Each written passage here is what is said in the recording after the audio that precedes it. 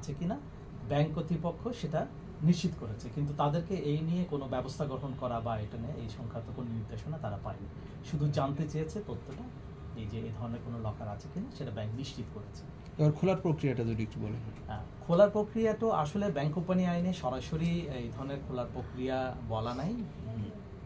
আইনে নির্দিষ্ট করে বলা আছে যদি কেউ যদি মৃত্যুবরণ করে তাহলে তার নমিনিকে এটা দিবে, যদি নমিনি দেওয়া না থাকে তাহলে এটা তখন খোলার প্রশ্ন আসছে যে খুলবে। খোলার একটা প্রক্রিয়া ইন জেনারেল ব্যাংকাররা ফলো করে, যেটা হচ্ছে সরাসরি কোনো নির্দেশনা ব্যাংকে ওপেন নাই বা এই সংক্রান্ত কোনো সার্কুলার দেওয়া নাই, যেখানে একটা নির্দেশনা তারা ফলো করে যে ব্যাংকে এই লকারটা আছে বা যে ব্রাঞ্চে আছে সেই ব্রাঞ্চের যে যিনি দায়িত্বে থাকেন ম্যানেজার উনি থাকেন, এবং ওই ব্যাংকের যে দুইজন কর্মকর্তা প্রতিনিধি হিসেবে পাঠান, এবং এইটা খোলার আগে অবশ্যই একটা দিনক্ষণ ঠিক করে ঘোষণা দিতে হয়, এবং এটা ম্যাজিস্ট্রেটের উপস্থিতিতে এইটা খোলা হয়, এবং খোলার পরে এটার একটা জব্দ তালিকা তৈরি করতে হয় কী কী জিনিস পাওয়া গেল, তো সেই তালিকা মোতাবেক পরবর্তীতে ব্যবস্থা করতে হয়।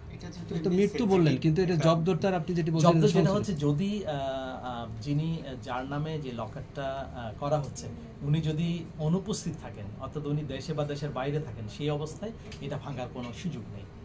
এটা ব্যাংক কোম্পানি ওই ম্যাজিস্ট্রেট এনে এই প্রক্রিয়া আনতে পারবে না। যেটা করতে হয়, যেই কর্তৃপক্ষ এটাকে ভাঙতে চাচ্ছেন বা খুলতে চাচ্ছেন এই লকারটা, তাহলে তাদের আইনে এই ধরনের কোনো ব্যবস্থা যদি থাকে তাহলে তারা এটা করতে পারেন, এবং যদি এটা না হয়ে থাকে তাহলে আদালতের নির্দেশে এই ধরনের এইটার খোলার ব্যবস্থা গ্রহণ করা যায়।